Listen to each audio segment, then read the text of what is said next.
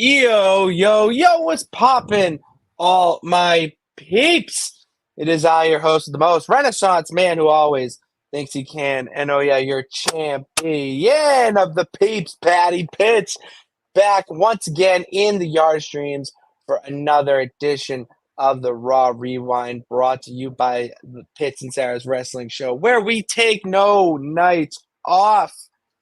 And you can't be taking no nights off here alone. You got to be doing it with the best of the West. You can't forget about Sara Marshall. What's popping, girl?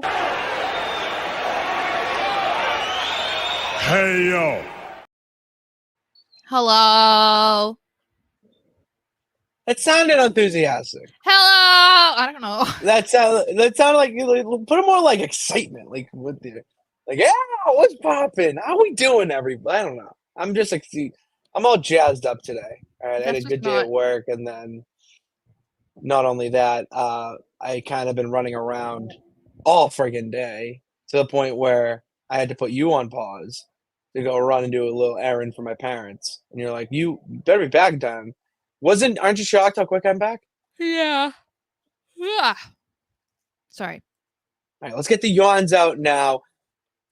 Do it with this little fun fact. All right, because I was outside helping with the pool when I got home, and I was listening to like old music, whatnot, and Heartbreak Hotel came on by Elvis, and I sang it in the tune of SmackDown Hotel, and my AirPods, when you start making noise, like either you talking or someone else talking, it quiets.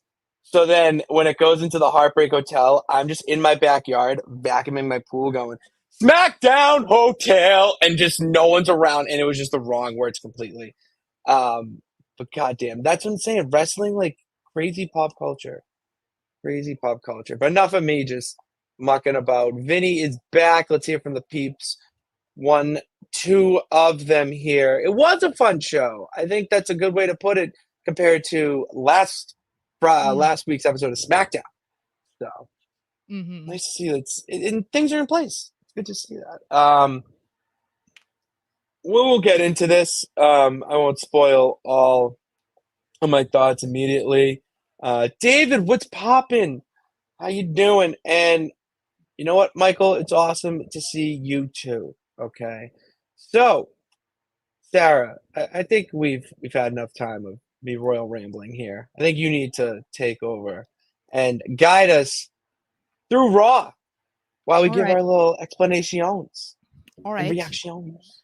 So WWE announced beforehand that our Ring General was going to be kicking off Raw, and I was like, guys, are you doing this just for me? You guys are just doing this for me. I loved it. I loved it. I did too. I feel like it's never happened before. I don't think he's ever opened Raw.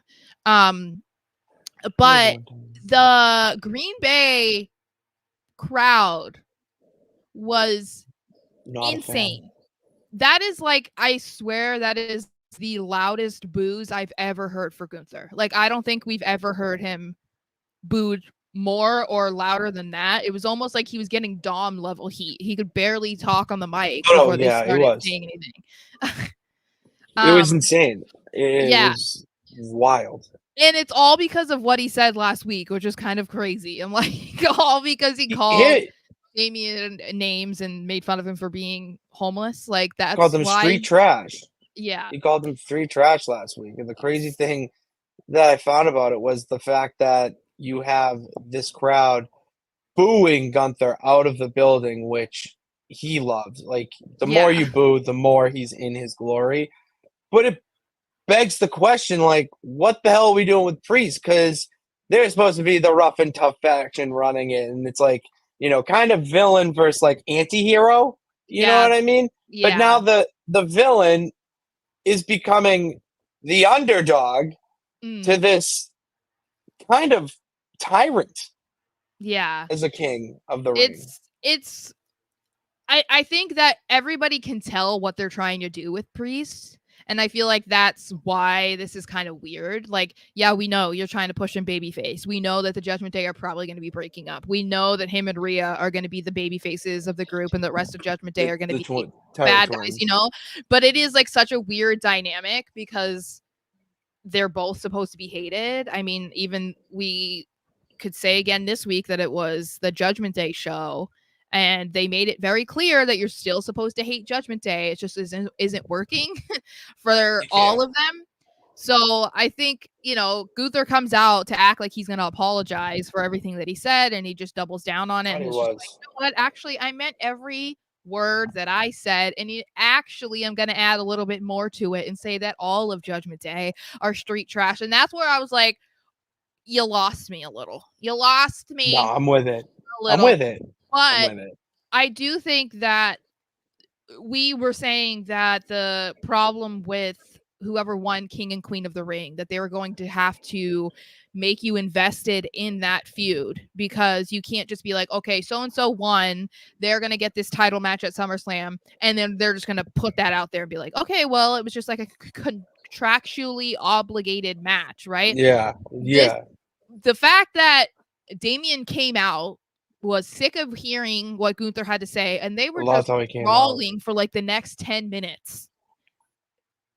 I think it was like the best way that they could have gone about it, especially with the heat that Gunther was getting. Like, Damian was super over as a babyface last night, so the work that they're trying to do is obviously appearing to be working. It's paying off, and I want to like Damian Priest as a champion. You know what I mean? Like, yeah. From the fan to, you know, from the fan's perspective, Gunther as world champion, I should not like. You know, like, I should not be liking him.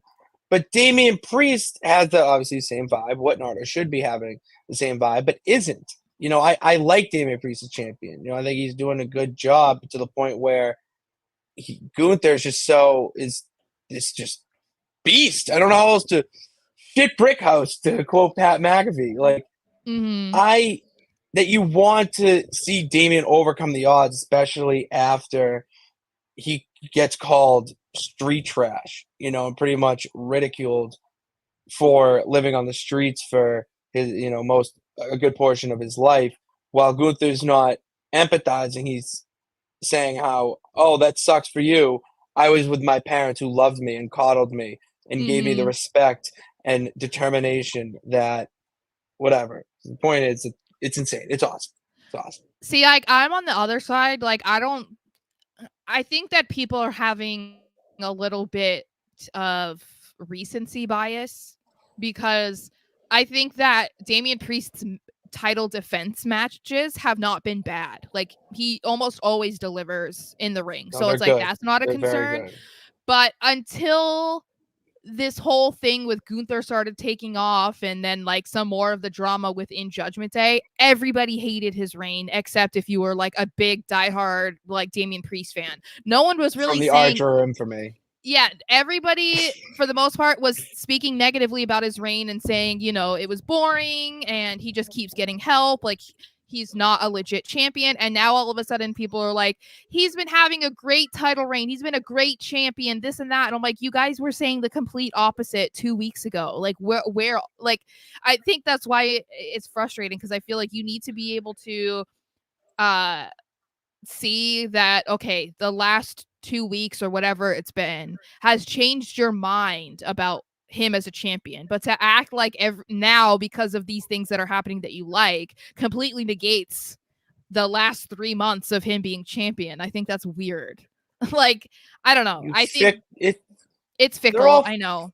They're all fickle fucking pickles. That's like, why that's just really what you are. I have just a hard time, I think, that with wrestling fans because of that, because that's just not how I am. Like, for the most part, if I'm a fan of yours, I'll probably be a fan of yours till the end, you know? And like, I've always liked Damian Priest, but I don't like the babyface run. And I've said that though. Like, I did not like his first babyface run when he was United States champion or whatever it was. It was United States champion, right? Yeah, not Intercontinental. It was. No, he was United States Archer for me. Yep. Yeah, see, I didn't love that. I thought it was corny, and I feel like he's back to that And I'm just like, I'm not buying into it. So I think that's just a me thing, probably. It is. But no, I'm sure there's others. But I'm just, yeah. But I think that people are definitely more invested in this match now. And I think that it kind of is, how it's going to go is a bit up in the air. Like, if you ask me what the result should be at SummerSlam, it should be Gunther wins, hands down. There's no way that he should lose clean. That's the thing. He should either win or some other interference needs to come in. But at the same time, I feel like that doesn't help anything. You know, like, I don't, unless we've talked about before, where Finn comes in and possibly ruins Priest's defense and make sure Gunther wins. I think if anyone else were to get involved, it doesn't really make any sense for anybody, you know, because then I don't know. So I just think that the result of their match at SummerSlam is going to be really interesting. The match is going to be great, but who they choose to win is going to either make me incredibly happy or piss me off. So I'm telling you right now, there's no. I agree. You gotta listen to me. You gotta listen. I'm trying to. I know what I'm trying to listen to. That's why I'm saying that if Damian winning by interference, it's very possible. But the way they're building up Gunther right now, I just don't. No, I didn't say that he would retain from interference. I'm saying he would lose because of interference. Oh, I'm saying a different point. Okay. That's why, like, I only see it going two ways, but it's in the favor of like 90%, 10%, maybe even less of a chance of Damian Priest retaining. Gunther, the way they're building him up right now, and it is, I will say, due to recency bias, people are expecting Damian to just win by some miracle, by someone interfering and whatnot, because that's part of the story. That's what is going on right now. And he needs it more than anything to not win by interference. But where the best chance to be like, I can do it on my own. I've won every title defense. And Gunther steps in and just kicks his fucking ass. It just needs to happen. Gunther needs to humble Damian Priest, because then that kickstarts the whole avalanche of the Judgment Day story. Well, and that's the thing, is like, Gunther cannot be the fall guy for him to prove that he's a legitimate world heavyweight champion. He is not the guy to have a match with Damian Priest for Priest to win so that he can be like, see, I did it by myself. You can't do that with Gunther. Like, no, you don't. You don't. You can't. He's not that guy. Like, not at all. You're not that guy, pal. Yeah, so that's why I'm saying, it's like, when you think about this on the surface, it's like, there's no way, and I think most people believe this, even if you are a Damian Priest fan, you're like, he's losing at SummerSlam. That's why I'm sitting here and I'm questioning whether it's going to happen or not. But based off of what we've seen, I feel like there's absolutely zero chance that Finn Balor is not involved in some way. I think he's going to cost Damian the title. And at least in that way, it's like, then that makes them have their feud, you know? And that just kicks off the Judgment Day. That kicks off there. On top of what I think is going to happen with Rhea and Dom, which we'll get to. But then that also helps set up Bad Blood. You know what I mean? Because Finn versus Damian, that would make sense. And it's like, then that kicks off Gunther's world title reign. Because, like, no one's going, if you're going to be trying to push him as a babyface, Damian, I mean, obviously getting a rematch against Gunther would work. You could do it at Bash in Berlin and then just still have Gunther win, whatever. But it's the easiest way for them to transition away from what the Judgment Day was to what they want it to be. Because if you only do it with Rhea and Dom, that still is like, okay, but what about the rest of them? It's just an easier way for them to go about it by having this happen. So that's the only way that I can see it happening. Otherwise, if they have Damian retain,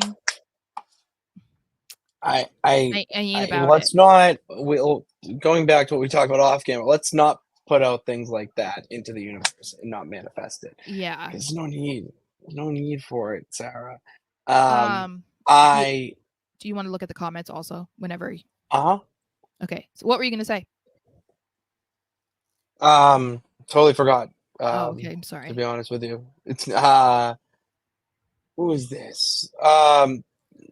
Gunther, there we go, Benny. Gunther needs to win. His promos have been excellent. I would agree with that. His promos have been really good the past few weeks, and it puts the people in their place who have been trashing him online. Yeah. And saying how he can't talk on a mic. As anyone watches NXT UK stuff, he cuts a promo against Ilja Dragunov at a contract signing that I felt worse about my life after it. Like, he belittles him and just makes him feel like the lesser man, which is exactly what you want out of a contested promo like that. It's awesome. Well, and I also think that when you're comparing him to Damian Priest, like, make sure Damian Priest is really good at promos before you start saying something about Gunther, which you can't say. He's all right. But exactly my point. That's what I'm saying. He's like, right. If you're talking about John Cena versus Gunther, sure, you can say Gunther's not that good. I don't agree, but I'm saying, like, you're talking about one of the best talkers, in WWE history. But when you're putting it in the context of Gunther versus Damian Priest and you're like, Gunther isn't that good, it's like, okay, I can't take you seriously if you're sitting there and defending Priest over Gunther, but you do you. I see Finn costing Rhea and Damian Priest. No, we'll get there. It's not going to be Finn. It's not gonna be Finn. Won't be Finn, but you're following on the right us. track. Yeah. Yeah, you're just a little behind. You're just a little behind. I'm trying to go to ones that are different. Ashton, how you doing? I'm still convinced Priest and Rhea will both lose and be kicked out of Judgment Day. They're not going to get kicked out. They're going to leave. Or, Civil War. Mm-hmm. We got a little Civil War action going on. Mm-hmm. I can't wait for those memes to pop out. Okay. Yeah, that's all I got for comments about this. So. Okay. Because this kind of builds, yeah. Oh, yeah, we already got that. I just forgot I had that. But but I wanted to, yeah, we could have said that. Sorry. Oh, we done with? Go ahead. Sorry, I deleted it. But I was going to say that I loved going off of that banner that disappeared. I loved how they continued this into the back where Jackie Redmond's going to go to Gunther and get an interview, and then all of a sudden Damian Priest, I forget. Yeah. But then the other one just comes out of nowhere, just attacks him, and they brawl, get kicked out from the building. That's how you build this in a way where it means more than just a title. It's just more than a championship match. Yeah. It's a match that, yes, it's for the title, but Gunther does not respect this man.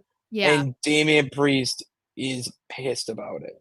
Well, because it's been the foundation. Trashing his reign. It's been the foundation of his title reign. A lot of people were not fans of his championship run. I mean, we went from Drew McIntyre calling him a paper champion, a transitional champion, whatever, to now Gunther saying, like, just hand me the title because you're going to lose.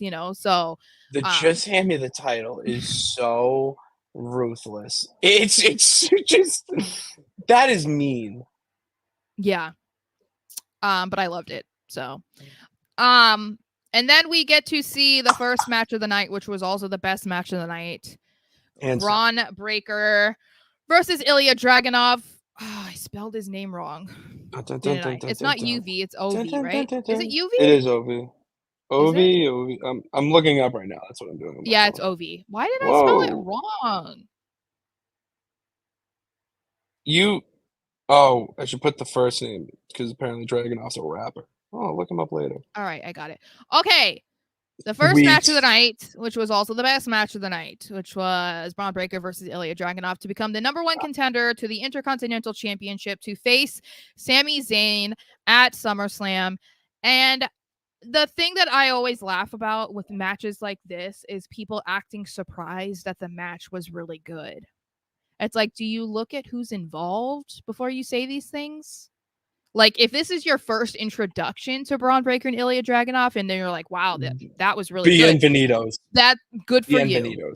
But then it's like, if you are familiar with both of them, you've seen them wrestle, and then you're still acting like you're shocked. It's like, where have you been? Like, yeah, of course this was going to be a good match.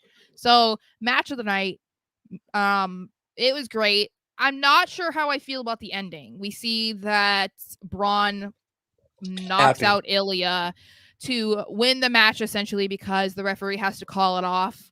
And so now we know that we're going to get Bron Breakker versus Sami Zayn for the IC title at SummerSlam. And there had been rumors, as I think Richard alluded to earlier, that there was going to be a triple threat, which I think is still a possibility simply because there was no pin, there was no submission.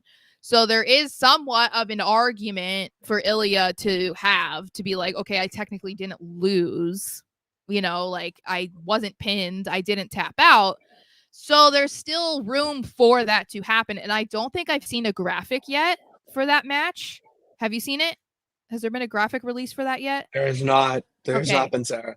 Yeah, so they already released a Drew and Punk one. I have not seen a Sami versus Bron Breakker one, which isn't necessarily an indication. Of course, they can make a new graphic. It's not like they can't easily do that. No, but it's a little detail to the Papa Paul era where they are really strategic on how they market and post things that it's going to get people like us and even the lesser fickle, the more fickle pickles out there that are not to key to that. It is out, I guess. You know what? Maybe I'll just go sit and spin. How about that? Okay. Well, regardless, as great as a triple threat would have been, I'm kind of okay with it not happening simply because I think everyone, for the most part, believes that Bron Breakker is going to become the Intercontinental Champion at SummerSlam. So I would much prefer Ilja to not take another L in a match because this man just takes L after L after L since he was called up to Raw. So I would much prefer that Ilja gets his match for the IC title against Braun at some point if he does win at SummerSlam. I'd prefer to see that than him take another, because he'd probably be the one that gets pinned. So that Sami has I don't think so. No, I don't think they would do that. I don't know. I don't think they would do that. I think you have Dragunov get put into this match in a manner of, because of the pin and whatnot. You could have Dragunov and Braun round 2 next week on Raw. If Dragunov wins, he gets in, and then he gets in essentially, and then have the three of them in a triple threat, because at this point it doesn't matter if there's 3 people, 4 people in the match. Either Sami or Braun are winning it. Okay, let's just put it that way. And if you're me, you want Braun. Braun winning that match. It doesn't matter who's in the match. Also, because he just needs to pin Sami. Sami pinned him. So the whole point, or the whole story of Braun getting to Intercontinental Champion would be to pin the man who pinned him. You don't pin Bron Breakker. We've seen what this man has done already on Raw. You don't pin him. That man is a Steiner, for God's sakes. Man doesn't forget.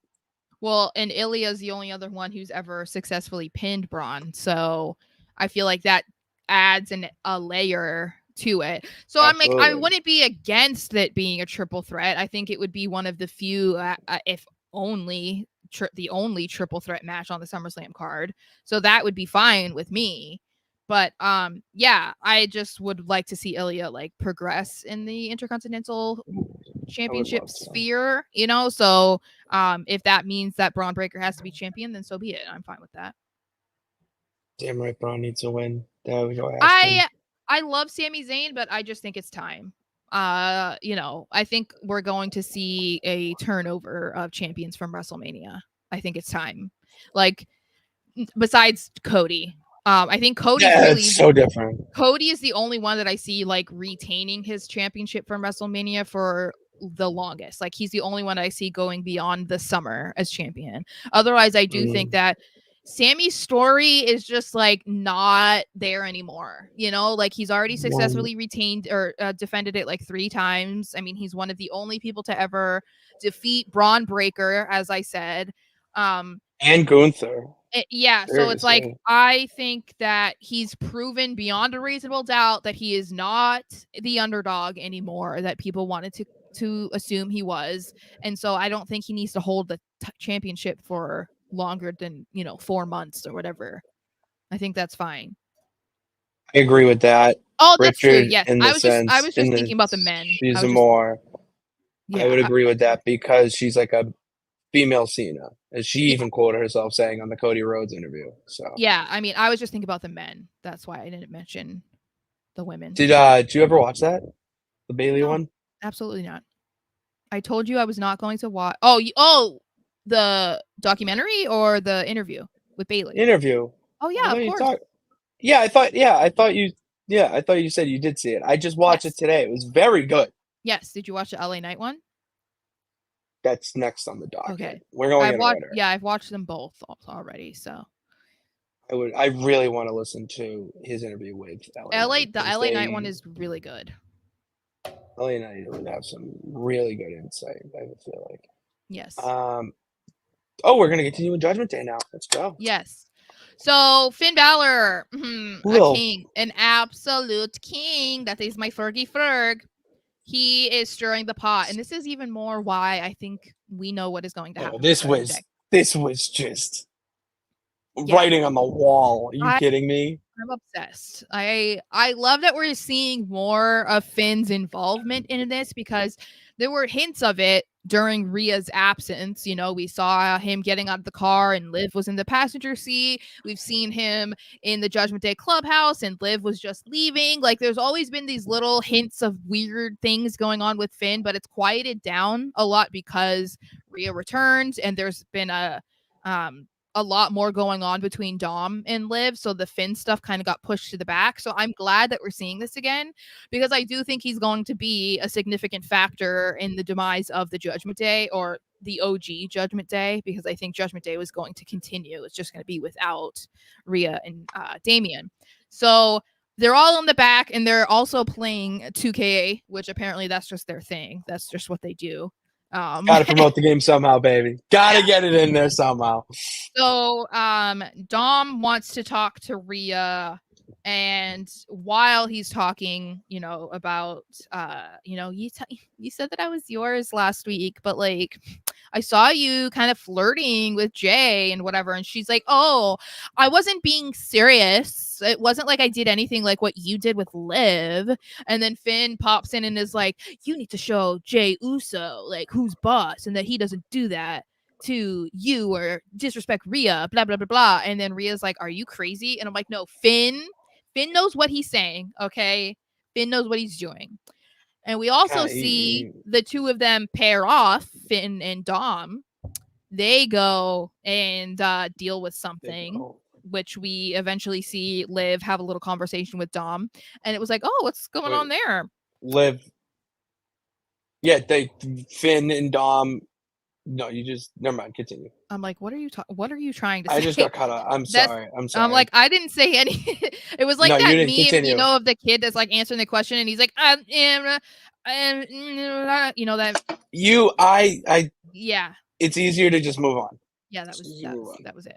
Glitches. So you can see that Finn is starting to grow in the involvement, and I think that's because he's inevitably going to, as I've said already, he's going to get involved in the World Heavyweight title match, because I think he is sick of Damian Priest and Damian's belittling of the rest of Judgment Day and how much they have helped him throughout his career. I mean, they were a big reason why he got a match in the Money in the Bank. He's a big reason why he was successful in cashing in. And since he's retained, like, they've done a lot for him since the formation of Judgment Day, and Damian doesn't appear to be too grateful for that. So I think that Finn is going to become the new leader of the Judgment Day, which I think is fitting, because if we remember when they were going to be bringing him into Judgment Day, he was the reason why they booted Edge. So he's got that juice. He's got that leader juice in him, you know, and I think that I just want to see that side of Finn. I want to see like leader, top heel Finn. I need it. It's a very interesting connection to the Bullet Club. If you've caught up on it. Oh yeah, but have you also seen? I love when he does the guns too. He still does. Oh, it's awesome. Yeah, he still does the Bullet Club guns. It's amazing.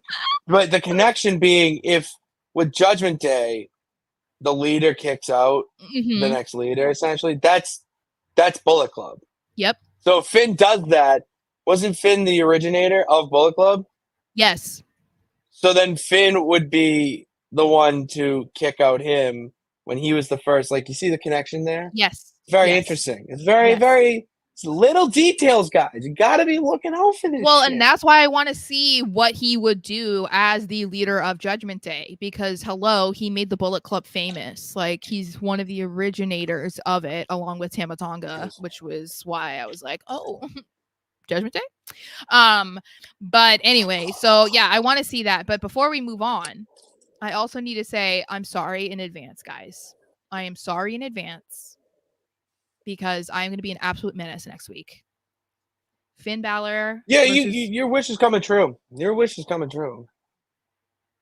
I don't even know how to handle this, how to mentally just accept that this is becoming reality. I do not understand. And people were talking about how this was supposed to headline NXT UK before the pandemic, and it never happened. And so 4 years later, it is finally happening. And I don't understand how we're getting this for free on national television. How are we not having to pay for this? Like, this match is going to be such a banger.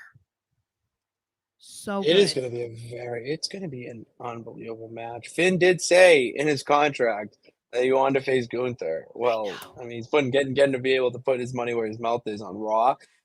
Put it this way, that's a free match. We're getting a free match. Well, that should be pay-per-view worthy. And it's like a precursor to SummerSlam, because next week is the go-home show. And as I said, I think that Finn is going to get involved in the World Heavyweight title match.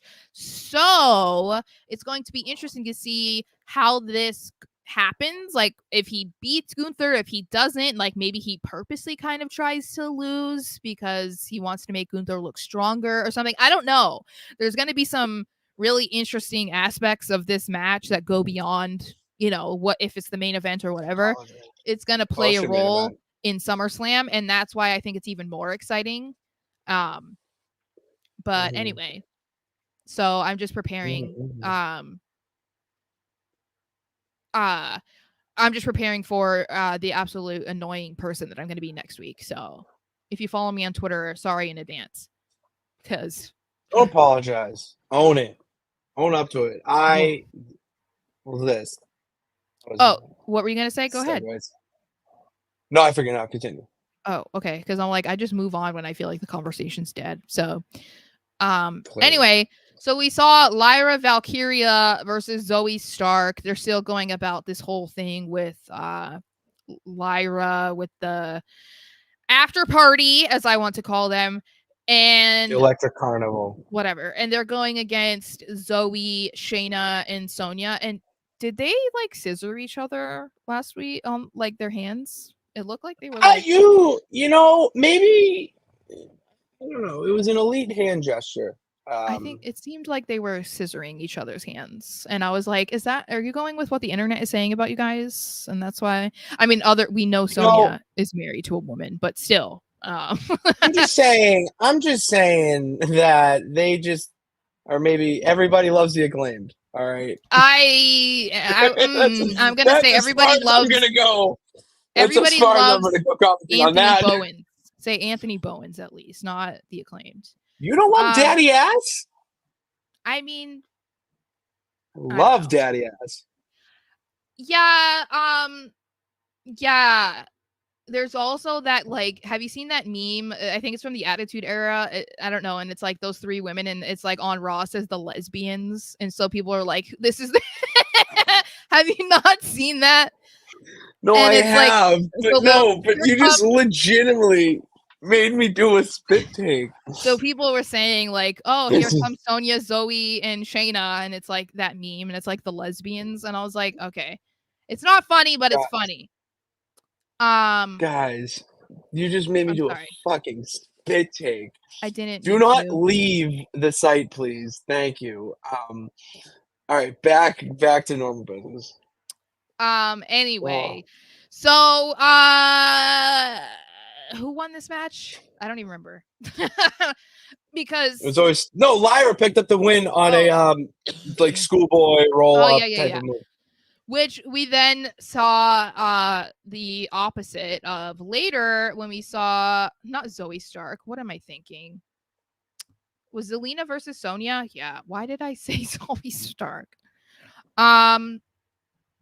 We saw them make up for that later when we see Zelina Vega, who is, I mean, I don't know what they're trying to do with her, but she's advocating for herself online to get a push, to get more screen time, to get more important matches. And so far, they've put her on TV every week. So I don't know if that's going to continue, but girl got a pretty good match and she won.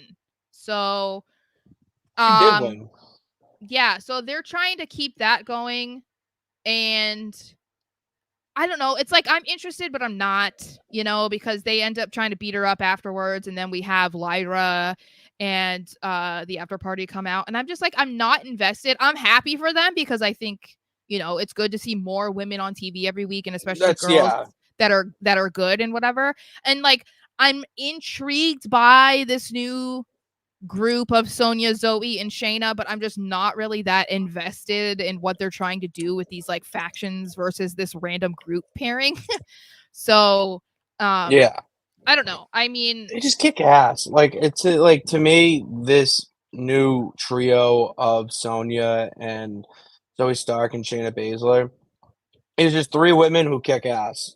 Yeah. Like, you kind of need that in the women's division. You don't really have it. I mean, Damage Control they kick ass. Yeah. They're wrestlers and they're just better than you. There's such a difference there that they're the alphas in the division, which you do need that trio, and it gives all of them that elevated push that they do need. Yeah. I mean, how long have we been seeing Sonya just get jobbed out and, in roles where she's the victim and, the butt of the joke. And now you have her leading this dominant faction with Zoe Stark, who everyone thinks is, the future of the women's division. And then I would say the most badass woman in the division, Shayna Baszler. It's a very nice, I can't think of it. It's a great job by them to put them together and give them the push that they deserve. Yeah, no, I agree. I think that if they don't have plans for them individually, then put them together. Like, yeah, why not? Whatever. All right, so then we get the return of CM Punk as he's literally he's Roman Reigns at this point. It's like we need to celebrate every other week the return of CM Punk, and I'm like, why are we excited? It's awesome. It's awesome. He was just here 2 weeks ago. What are you excited about? Like, but anyway, and he's back. That's what I'm excited about. Okay, whatever. So he comes out and basically the only thing that he really had to say was that he has officially been cleared, which that solves a lot of issues because we had talked about what would happen if he wasn't cleared in time for SummerSlam. Now it looks like that's not going to be the problem. So he calls out Drew McIntyre. He's like, you know what? I'm cleared. I want to beat your ass now. Drew, come out here or whatever. Drew takes his time in the only way that Drew can. So thank you, awesome. Drew. It was awesome. And he lets Punk know that he definitely wants to get in the ring with him, but not tonight. And I'm like, this is the best way for Drew to go about this because it's been months since he's been saying, I want to get in the ring with Punk. I want to face him. Like, oh my God, I wish he'd be cleared. And now he's cleared and Drew's like, nah, I can wait. You can be impatient, but like fucking brilliant. It's just so good. And then I got frustrated because they're just, trading jabs, whatever. And then Adam Pearce comes out here and I'm like, bro, why are you acting like Drew is doing something wrong? He was literally called out by CM Punk and he's responding to him. Like, why are you being like, I knew you were going to do this? Blah, blah, blah. What is he doing? Like, Punk called him out. He came out and was like, yeah, I want to have a match with you now that you're cleared. Okay. Like, I don't really. Adam Pearce, I'm sorry, but I love Adam Pearce. You're not my favorite GM. Nope, it's Nick Aldis. He's not my favorite GM, but I love Adam Pearce. Not my favorite GM. Well, but it makes sense for why he came out. It makes sense. Well, he made the match official for SummerSlam, and he's the guy who makes things official.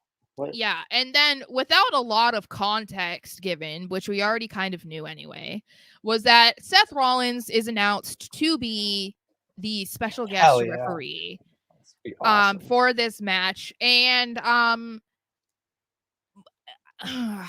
think that there was kind of like a mixed reaction to this because, as we've talked about already too, this means that Seth is not going to have a match at SummerSlam, which makes you be like, okay, why? Maybe it's because he's now not in the World Heavyweight title picture and he is involved in this Drew and Punk thing, kind of, but more so towards Punk than Drew at this point.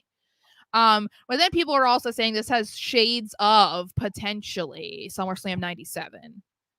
So I wouldn't be surprised if we see that because we saw Shawn Michaels trying to replicate things from his career down in NXT. Wouldn't be surprised if they're going to try and do that in this main event or close to a main event.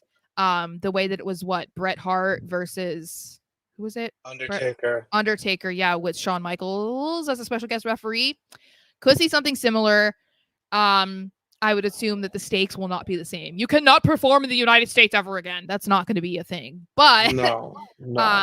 Maybe something about that. So I do see something along the lines of having I do like the Seth being in the ref picture.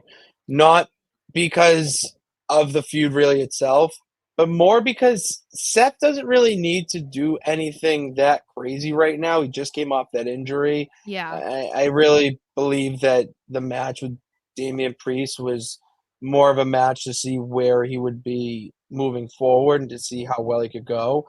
And to be honest, he just adds to this feud really well. It adds that layer of Drew's in the right because Punk came in here, messed with people's business, and cost them the world title picture. It's not only happening to one person; it's happening to another person.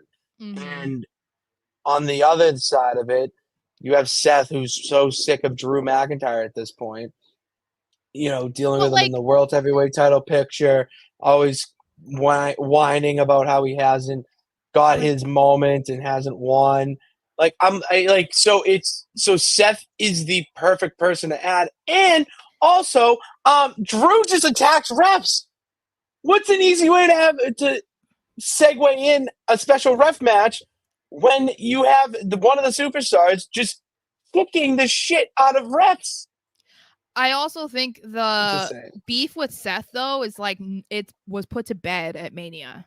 Because all of that was. But there's still bad blood. Not bad blood, but there's lingering blood at the crime scene. I disagree because we haven't seen Seth since Mania. Nothing happened since then other than Punk making sure that Drew lost to Damian Priest. So nothing has really happened between Drew and Seth. I mean, Seth could hold a grudge, I guess, but we saw he was crying and it was saying to Drew that he deserved it when he won. So it's we can't forget that. We all saw it, But I think that's the thing that makes it a little bit more interesting is Seth could go either way about this. I just think that the only reasonable outcome is Drew wins.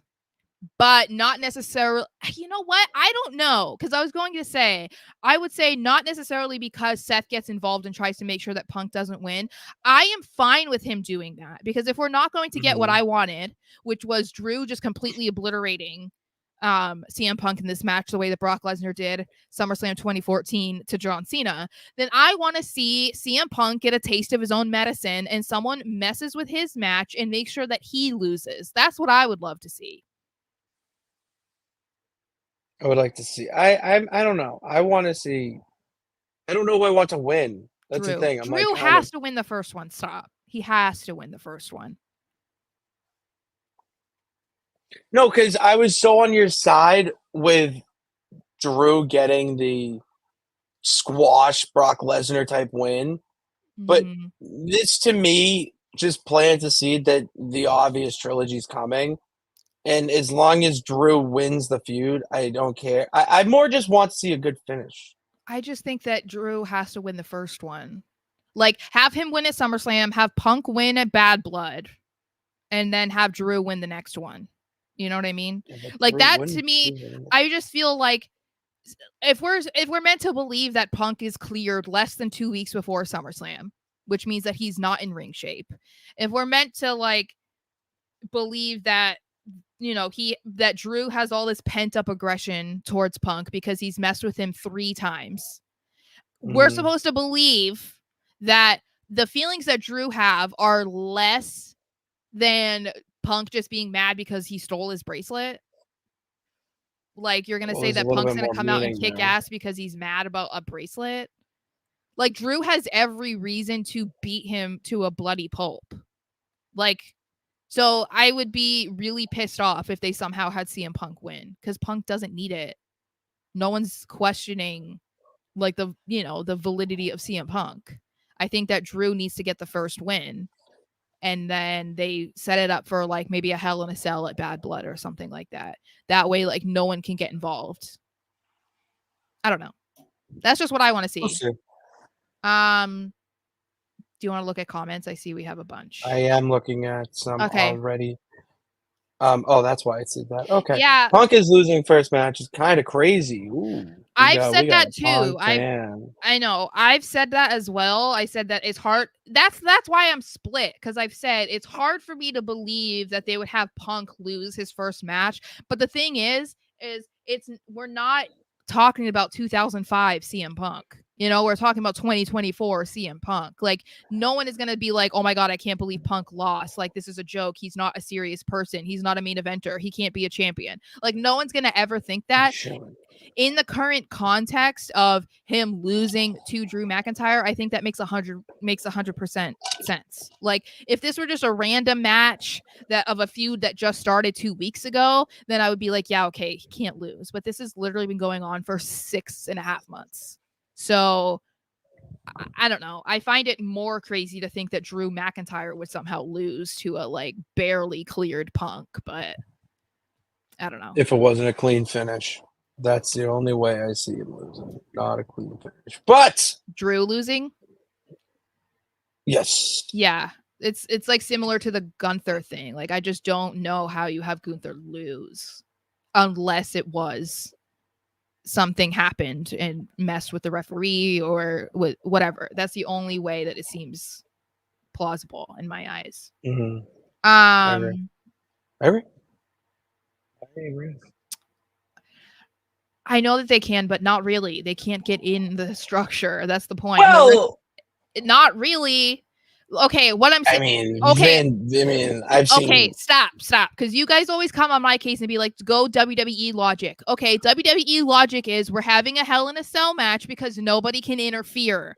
That is the logic I'm going off of. That's but then you have to throw nonsense. You throw nonsense in there, Sarah. That's where you're missing. You got the nonsense. Where, I just found these wire cutters and I'm going to run down to the ring and I'm going to, you got to have to throw that a little bit. You can't predict it, but you have to prepare for it.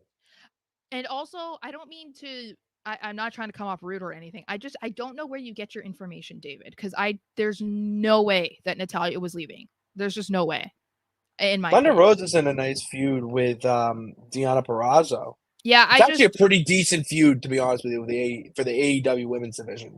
Nice step up. It's a nice blood feud. Also, Natalya has, like, her own wrestling ring and wrestling school or whatever. Like, if she really wanted to have a match per se, like, she could easily do it in her free time. You would just battle. She's going to battle Thunder Rosa anyways. Natalya is a WWE lifer. I don't think there was ever a chance at her leaving. But anyway. So we get Akira Tozawa, Otis, and Xavier Woods versus the Final Testament. And, this match is whatever. The Final Testament get the win, and they needed it, obviously, because they need to get the win. I still have no idea what they're trying to do with them, and I'm disappointed. Because I've said it before, and I'll say it again. This is the best that Karrion Kross has been on the main roster. Because obviously he was a force in NXT, and then Vince tried to make him into a joke. But I do think this fits the vibe. This fits the vibe. So I was happy to see that. And it quickly shifts into something else, which is when Chad Gable comes out with his new minions, the Creed brothers, who are now finally officially a part of, I guess, the Alpha Academy 2.0. It's so funny. It's so funny. They go after the OG Alpha Academy, and we see for a brief moment Otis consider, oh, you know what? He's going to throw Chad Gable down after talking some trash and letting him know you are basically a piece of crap, is what Otis was saying to Chad. I loved it. Chad didn't like to get a taste of his own medicine, basically, because I'm like, boys. Yeah, it's like, let's not forget what you've been saying about them, okay, for months, Chad, but whatever. And we see the Wyatt Six are not fans of what Gable is doing, clearly. And we see they come out, they stand at the entrance ramp, but you notice that Uncle Howdy is not there. There's only 4. Yeah, only 4. I know. There's some people that are like, I don't get it. Like, there's only 5 of them. Like, where's the 6? Like, this is so stupid. I'm like, do you guys have brains that function beyond like what you see? Like, do you have imaginations or like you lack an imagination? It's just like, ugh, it's frustrating. But anyway, it very much is. And so Chad is standing there and he's just looking at the entrance ramp, and it was like, okay, I think at first, like, I was watching it with my sister, and my sister's like, okay, because we were saying, where's Bo? And it's like, what version of Bo are we gonna get? What are we gonna get? Is it gonna be Bo Dallas, or it's gonna be Uncle Howdy? We see Uncle Howdy. Well, we see Uncle Howdy. Well, it's Uncle Howdy. He had the mask on. Anytime that he's gonna wear the mask, it was a different. Is Uncle Howdy? That's all I'm gonna say. But it still is an alternative. No, but it was a different look. He didn't have a jacket. That's basically the only difference. He didn't have a jacket on. That was like. But he didn't have a trench coat. He looked so much like Bray. I know. It was incredible. I know, a tanner version of Bray, but still. I was doing double takes. I know. Seriously, because it was a very much fiend looking outfit. Yeah. With just a different mask. And I'm sorry, but did anyone else get emotional a little bit? You just felt a little like tingle in your heart. The fact that he whipped out the Sister Abigail. Whipped it. Like. Whipped it. I was one of the best Sister Abigails I've seen in years. I was just like, like, there's just always going to be like parts of the Wyatt Six and seeing Bo Dallas on TV and seeing how all of this progresses. That's always just going to have like a hold on my heart, I swear, because I was a big fan of Bray's. And I think everybody shows their fandom in different ways. Like, I've never really been someone who bought a ton of t-shirts or like covered my walls in posters and stuff like that. So to some people, I guess I wasn't a big fan of Bray, but I was. And so to see his brother doing this and doing such a great job, and then also still including Bray actively, like on a weekly basis, is so cool to me. And so the fact that he whipped out the Sister Abigail, I'm just like, oh my God, it just like gave me goosebumps. I was just like, I love everything about this. I am loving all of it. And then we got introduced to, I kind of think was a Sister Abigail with that weird little vignette. That gave me a little EBGBs, not gonna lie. Shiver down my spine. Yeah, that was the first clip that we've seen that was introducing us to a member of the Wyatt Six that wasn't emotionally based. It was more of like fear, like horrifyingly based. You know what I'm saying? Like, there wasn't 100% agree. There wasn't this whole promo basically of her saying, you know, this and this about her life and questioning her existence and stuff like that, which I think that that's a good way to go about it, because from what we've seen from Nikki Cross up till now is just that she's crazy, right? Like that she's just like off her rocker. And so I think that if they tried to stray too far away from that, it wouldn't feel genuine. But the way that they've gone about it with with Bo and with Rowan, it made sense for them to go in that direction, because everybody knew, obviously, Bo is Bray's brother and Eric Rowan was like his brother from another mother, you know? So it made sense for them to dig deep into the emotional aspect. So it makes you wonder too, how they're going to go about introducing Joe Gacy and Dexter Lumis. Like, what is that going to entail? Because Gacy wasn't really crazy. He was just weird, you know, and then was like similar kind of like to a cult-ish leader for a bit. before doing his like singles run on his own and being kind of weird. Love is blind. And Dexter Lumis was just a mute, so there wasn't like Dude, a whole lot. motherfucker didn't talk. Yeah, so it'll be interesting if they keep that up. I want to hear him talk though. I hope that they don't. Like, I get the appeal of keeping him mute, especially given the context of the Wyatt Six. Like, I guess it would add something that one of them like is scary, especially because he doesn't talk.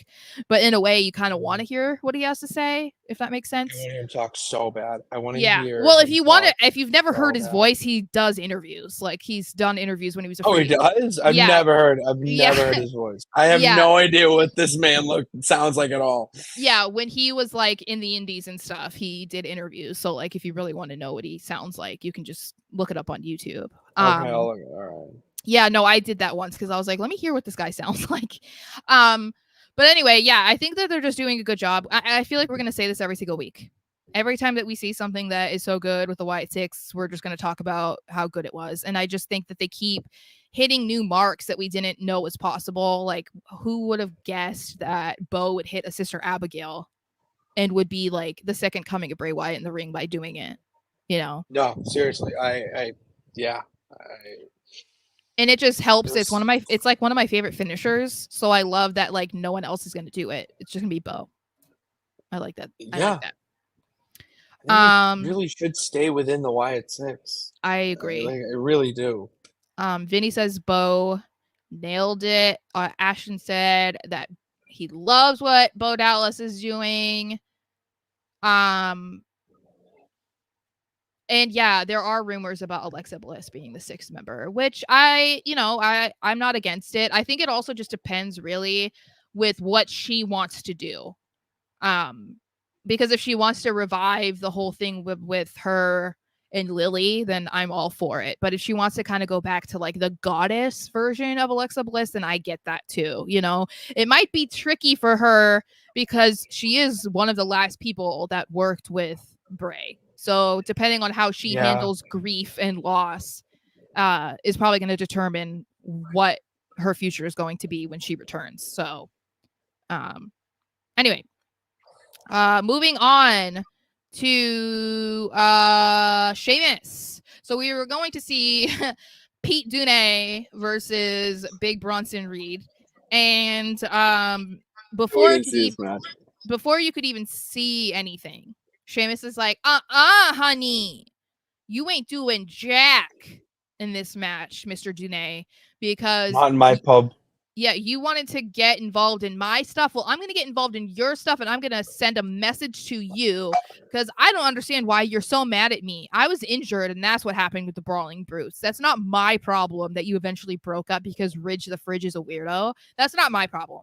So Ridge did walk out.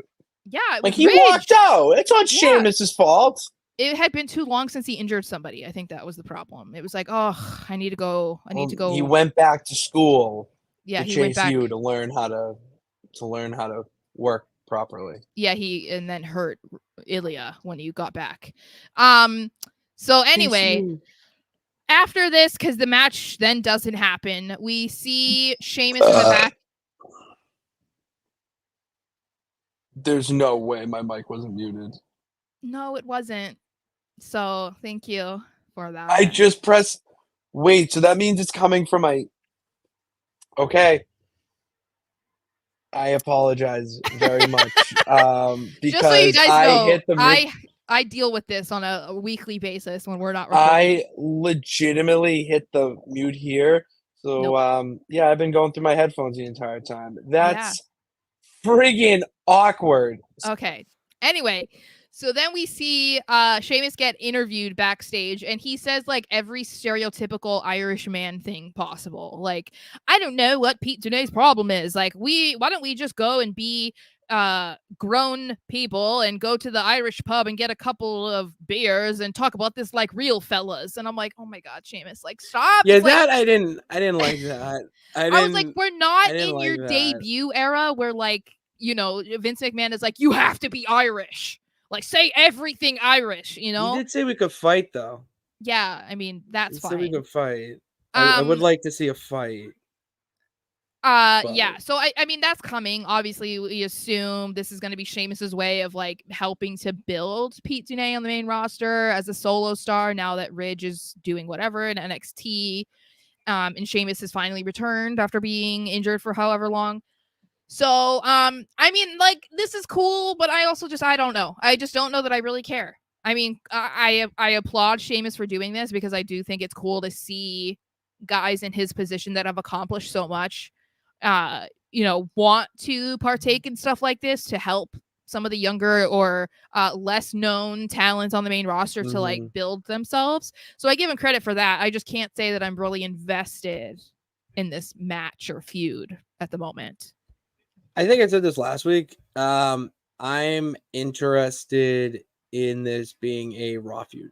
I don't care for this to go into a PLE. I just want to see this on Raw so that it gives those guys time, because I want to see them on my screen. Yeah. And what they're doing is pretty good, but it doesn't make me excited. You know what I mean? Like the other things going on. Sheamus said that he wanted to see who the real bruiserweight was. So that match I could be like, that match. No, I'm still not. A hard-hitting European match that gets me excited. Because I want to see that on Raw. I want to see that on Raw. That's what I mean. Yeah. I don't think this isn't. I mean, at least right now, this is not a feud that needs to go beyond Raw, because we don't really even have an explanation from Pete Dunne about why he feels this way. And I really don't think that he's going to have any reasonable answer, because, as I've said, Sheamus had to leave because he legitimately got injured. That was why he stepped away from the Brawling Brutes. It wasn't like he turned his back on them. It was like by the time he was able to come back, they had been long broken up. So, like, I don't know if we would have to hear from Pete to be like, okay, why are you feeling this way? But as of right now, I don't really see a reason to be invested in this, other than what about probably Butch? a good match. What about, I just thought of this now. I could see this getting to be an interesting feud if they go down the route not of Sheamus leaving, but exploring more about Pete Dunne's time in the Brawling Brutes, how he was just Butch and he was just the crazy man. Like, they didn't get to see who Pete Dunne, the bruiserweight, is. Like, that's that. I could, if you want to go that route, I'm fine with it, but they got to do a good job of it and introduce it similarly to how Tyler Bate and Pete Dunne formed a tag team. Like a vignette like that. Like, that was very good. That would be an interesting way, because it's kind of breaking down the fourth wall. Honestly. Oh, yeah. Because Sheamus isn't going to want to take responsibility for turning Pete Dunne into Butch. You know what I mean? Like, they don't want to say Vince's name on TV, but like Sheamus isn't going to be like, I made you that way. Yeah. So it's like that. They're going to play it and it's his fault. Yeah. Which I guess works, but I don't know. I think their match will be good. So that to me is kind of like whatever. That's the part that I would look forward to. Yeah, I just want to see this match for free on Monday nights. Yeah, that would be a banger. Yeah, my king. So, after some issues in the Judgment Day Clubhouse, Rhea is like, you know what? Come here. We're going out to the ring. And that was because Daddy Dom had run into Liv in the back as he was making his way around behind the scenes with Mr. Fergie Ferg. And they get to the ring, and Rhea immediately just calls out Liv. And Liv eventually shows up, but she's all the way up in the 100 level section and is like, I'm not coming anywhere near you, blah, blah, blah. She continues the, Daddy Dom stuff. I'm in love with him. He has feelings for me too. Whatever. Rhea is getting pissed off, which leads to Dom breaking Liv's heart and making Liv break down in tears. And I felt bad for her just because I felt like she did a really good job in this segment, despite the hate that she's getting online. I don't get it. People are just hating on Liv for the sake of hating on Liv, because this is what I've said when we talk about fickle fans. People want to pick and choose when they believe something is storyline and when they want to believe that someone actually meant something that they said. So Fickle. all of these profile picture missing wrestling fans wanted to attack Liv because of the line of like, hot guys like Dom go for girls like me and not for girls like you. Yeah. I'm sorry, if you are a grown-ass woman and you are watching that and then you're going to come for Liv for saying that and say that she was body shaming and shit, go find a different hobby because this is so ridiculous. It's like not what she meant. No, she's being a heel. She's trying to like be, because she's smaller, she's petite, and she allows Dom to be the dominant one, whereas everything is the complete opposite in the relationship with Rhea. So it's like I was just getting so sick and tired of all these people going after Liv. I was like, you guys are so pathetic. Like, this is a storyline. If you don't know, Dom is married and so is Rhea. Like, none of this is real. Guys. It's like whatever. Don't make me say it. I had to slow my roll because I was like wanting to defend Liv so much to so many people, and I was like, I can't do this because these people are just so stupid. I can't do it. Yeah, you're gonna get so angry with yourself. Yeah. So I think that they all did a really good job at this, and Liv sold it really well. Dom was very angry in what he was saying, but the greatest thing about the whole thing is it's all a ruse, and it's exactly what I said was going to happen. Because remember, I said Dom was going to try and suck up to Rhea and be Rhea's little puppy until SummerSlam, making Rhea believe that everything is good, that he likes her, that all that stuff with Liv had nothing to do with me. No, this was something that they worked out together, Dom and Liv. This was all an act to make it seem like things were cool. Dom is pro Rhea. She doesn't have to question anything about Liv anymore. Liv is not going to be a concern, only for him to make sure that Liv retains at SummerSlam. That's what I think is happening. And I need it. I was very interested with Dom's outbreak when he finally let Liv know how he feels. Mm-hmm. That was the quietest I've heard a crowd when Dom is speaking in quite some time, to the point where they actually wanted to hear him just speak. They probably didn't know what he was saying because they were in Green Bay and he was full on Spanish. I was picking up, like, I knew what he was saying. Well, it was like Spanglish because he was like throwing it in. And well, then they do that. No, they a lot of Spanish wrestlers do that, but like he was going hard and really trying to hit it home. It was over the top. Nothing to do. And here's the thing. That his over the top wasn't what got me into being like, all right, this is it. It was Liv's little puppy dog walking away as sad music plays and the clouds come and the rain. Like it felt so to it. Like if she really was pissed, we know how Liv would be. She's also crazy like Rhea. You know what I mean? Just a little bit more fun sized. Like she would have lashed out. Like she would have went down there and bashed her head and be like, no, he's like, no, this is a ruse. To me, Dom's like over the top way of trying to, make it known that he's not interested in Liv. To me, that was all projection. It was like, I'm doing what you think I'm doing what I think you want me to say. I'm doing what you think I should be doing. I really need to hammer home and say the meanest things that I can think of. To convince Rhea that we're not cool. So this is exactly how I've wanted the storyline to go, and I hope it's how it goes. And I think that they've done a really good job. Like, I'm kind of surprised that people saying that they're not invested in this story at all. How are you not? How do you think that they haven't done a good job? Like, how can you say that you've been watching every week, that you like watching Raw, whatever, and you don't think they've done a good job? Like, I don't get it's the best story on Raw. It is legitimately the best story on Raw right now. The Judgment Day have been carrying the show. Like, they're literally the entire show. They're shown throughout all 3 hours. Like, what are we talking about? I don't know. That's crazy. They literally were the entire show except for maybe the main event. Even then, they were the main event. Judgment Day was in the main event. So They legit. Yeah. See. Yeah. Yeah. Yep, you're So right. we can get into that. So much to people like me not wanting to see it, we Nah, see you're wrong. Jey Uso and Sami Zayn. No, it wasn't blasphemy. This was I'm gonna go off. Don't you worry. It wasn't. You just said it wasn't blasphemy. No, I was being sarcastic about you thinking that it wasn't blasphemy. Of course it was.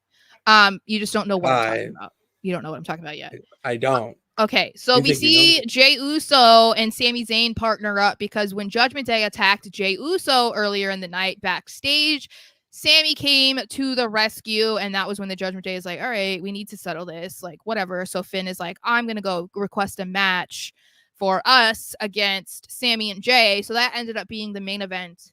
And this match was great. You knew it was going to be great. It was the main event. It's the tag team champions against, the beloved Jey Uso and Sami Zayn. But all I have to say is the ending was horrific. There is absolutely no reason for Jey Uso and Sami Zayn to have won this match. Do you know how bad that makes the Judgment Day look as tag team champions? Like, that is so stupid to me. If we want to talk about playing favorites and people doing this and they just wanting to send the crowd home happy, this is that example. Because there is no benefit to Jey Uso and Sami Zayn beating the tag team champions and then everybody being like, well, doesn't that mean that they now are the number one contenders for the tag titles? Why? Like, this is so stupid. It pisses me off because people are already mad about them being tag team champions, which I don't get because you guys didn't give an actual crap about Awesome Truth being tag champions, but go off. And so now you're delegitimizing them by making them lose to a team that just came together tonight to make people be like, nostalgia. That was the only reason. So, like, what are we doing? What are we doing? Maybe it was just a tease No. into the Bloodline Civil War. We don't need to do that on behalf of the tag champions losing. I think it's okay because both those guys, I just think it would be. And they're just teasing it. They're teasing that the Judgment Day doesn't need to win against Jey and Sami Zayn to legitimize themselves as tag team champions. Yes, they do.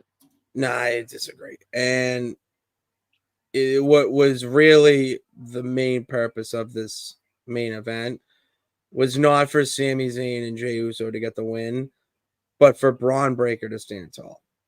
Yeah, that was. But if he loses, so but if Judgment Day pin Jey and Sami, there's no reason for Bron to come out. But also, yeah, it didn't really need to happen anyway. We didn't see anything happen other than he showed up at the end of the match and then the show was over. What do you mean? Knocked Sami on his ass. Yeah, if you watched a clip online, that's not what you saw on television. At least I didn't. That was. I did. I saw it. Okay, well, still, it's like we still have another. No. We still have another episode of Raw before SummerSlam, so it's like I don't know. This is just another example where I think it was bad judgment by the writers. I don't think that Finn and JD needed to lose this match. I think it was ridiculous. That's why I say it was blasphemy because they shouldn't have lost. They're tag team champions. People are complaining that they don't defend their titles, blah, blah, blah. And then when you put them in a tag team match, they lose. Like, what? Two main event people. So you're saying that Finn is not a main event person. Also, I'm sorry, Jey Uso's not a main event. Jey Uso is not a main event. Sorry. It's literally in his. That means nothing. He's main evented one time. Okay.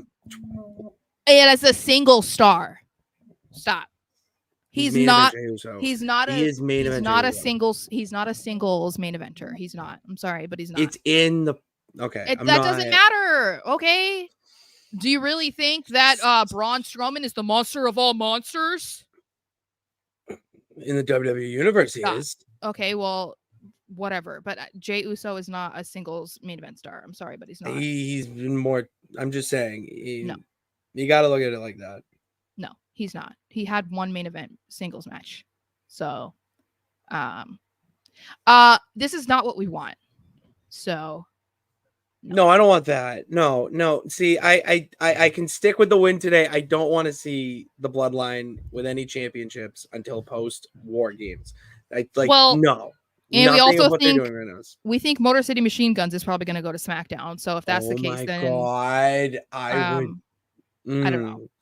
We'll see, because if they're going to be baby faces, then they're not going to beat DIY. But anyway, I mean, I think that the bloodline, they're not going to win any gold. I don't think they can, because there has to be a way to further delegitimize them for Roman to come back. And I'm still not convinced that Roman's coming back at SummerSlam. So anyway, that was Raw. That was Raw. Right, guys? That was Raw. Thank you for sticking with us, talking about Raw, listening to Raw.